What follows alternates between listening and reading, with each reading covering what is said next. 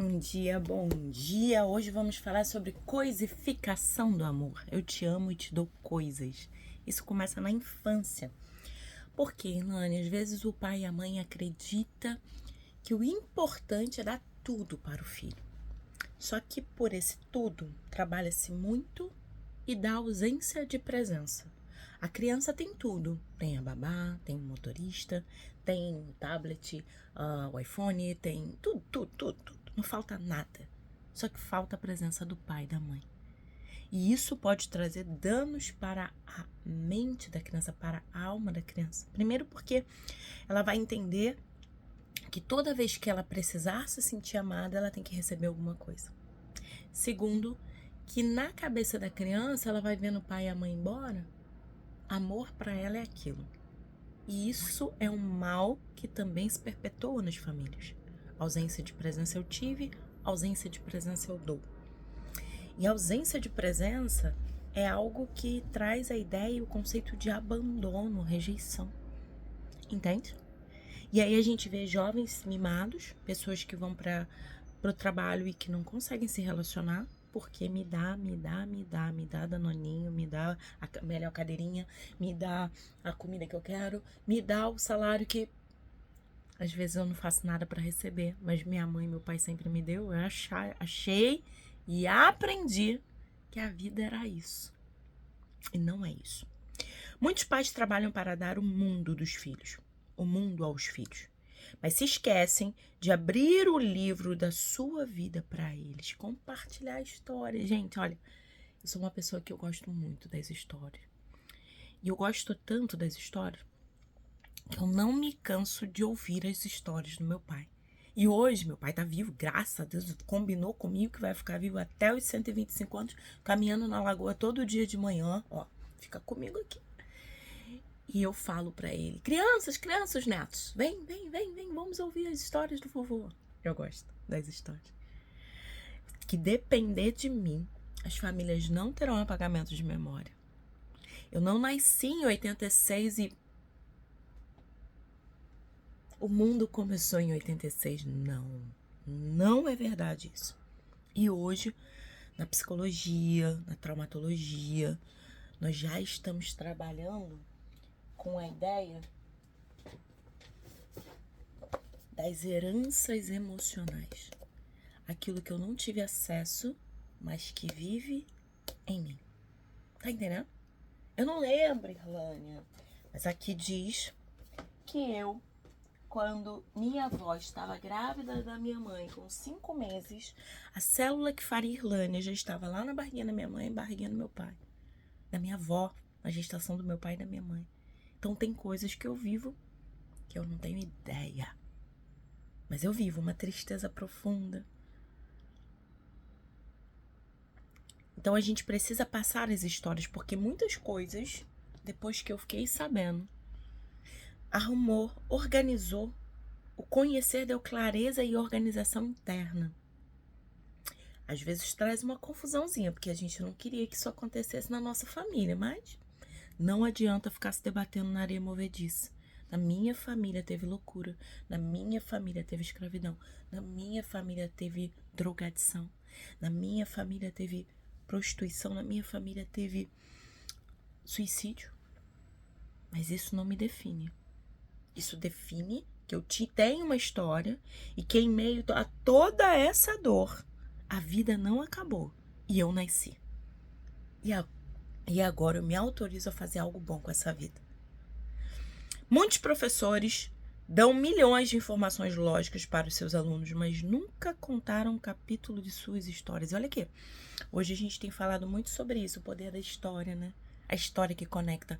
Hoje de manhã, na hora que eu fui tomar banho, estava escutando um vídeo da doutora Ana Beatriz Barbosa e ela estava dizendo que os mitos moram dentro da gente. Cada mito fala um pouquinho de quem somos. Por isso que a gente às vezes escuta uma história, uma metáfora, um mito, aquilo meio que dá uma desorganizada. Por quê? Porque tá reverberando.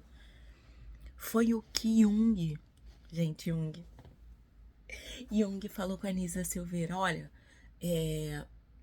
você tá fazendo um ótimo trabalho. esse trabalho de arte terapia, dança, música, tá tudo lindo. Mas eu acho que você tem que estudar um pouquinho sobre mitologia grega, porque a mitologia fala muito do inconsciente humano. Então goste de histórias. Conte histórias. Quanto mais inferior é a vida de uma espécie, menos dependente ela é dos seus progenitores. Camadas inferiores, menos dependência. Como nós somos a coroa da criação, né? Evoluídos, temos um neocórtex que nos diferencia de todos os animais, nós somos complexos. Então nós somos superiores, não é para narcisista, eu vou matar. Não. Eu respeito a humanidade. Eu acredito que tudo se retroalimenta para se manter vivo. Então não vou destruir nada, ok? Nós mamíferos há uma dependência grande dos filhos em relação aos pais, pois eles necessitam não apenas do instinto, mas aprender a existência para poder sobreviver. E você tem ensinado o seu filho? Quanto que você tem dedicado aí da sua vida ao ensino? A passar habilidade, a dividir histórias. Na nossa espécie, essa dependência é intensa. Por quê? Porque as espécies aprendem. Porque as experiências aprendidas são mais importantes do que as instintivas. E olha, muitas áreas da neurociência e da psicologia hoje têm falado pra gente que a gente não precisa abandonar o instinto, mas a gente tem que ter aprendizado sobre a nossa espécie, sobre a nossa vida, para autopreservação e preservação dela. Enquanto muitos mamíferos com a mesma idade já são adultos à beira da morte. Além de tudo, nós estamos ampliando nossa possibilidade de viver, estamos aumentando o índice de vida, mas será que aqui nós estamos ampliando? Será que os idosos que estão vivendo 90, têm 101, 103? Eu fiz um curso de dependência lá no UFRJ e a professora estava dizendo que a mãe dela tá ficando surda agora aos 103 anos. Eu falei, gente, que inveja, que inveja. Surda aos 103 anos, que coisa boa. Quer dizer, uma pessoa que viveu bem. Uma pessoa que sim, tá pegando a deficiência agora, tá alcançando essa idade que tá trazendo a deficiência como comorbidade, mas assim, aos 103. Quantas pessoas a gente conhece de 50 anos que já estão perdendo? Imagine os jovens hoje, com fone de ouvido o tempo todo. Nós podemos seguir a tecnologia, mas nós não podemos esquecer que a nossa espécie é humana. A nossa espécie não é a tecnologia. Nossa espécie é humana. E a gente ainda come, a gente ainda planta, a gente ainda limpa a casa, a gente arruma o carro, bota gasolina. A gente faz coisas, a gente faz a manutenção da vida. Jamais esqueça isso. E querido pai, querida mãe, ensine isso pro seu filho. Para ele não achar que a vida é automática e que a gasolina nasce no tanque de gasolina. No tanque, né? Do carro. Né? Aqui a fruta nasce na fruteira. A gente precisa passar os saberes para que a vida continue. E a gente precisa continuar a vida. Ontem na clínica, eu falei assim, se sua mãe passa mal, você sabe para onde ligar, o que tem que ligar, o plano de saúde, o SAMU? Não. Falei, como é que faz? É só você, sua mãe, sua irmã? Não sei. Eu falei, então vamos ver isso. Para tarefa para a próxima semana. Saber como que chama a urgência, emergência aqui. Pra gente poder se salvar. Um cliente meu falou assim, Lânia, o cano estourou, tava sozinho em casa, adolescente. Ficou desesperado e ligava pra mãe, a mãe tô na reunião e não sei o que, e água vazando dentro de casa. E ele não conseguia, desesperado.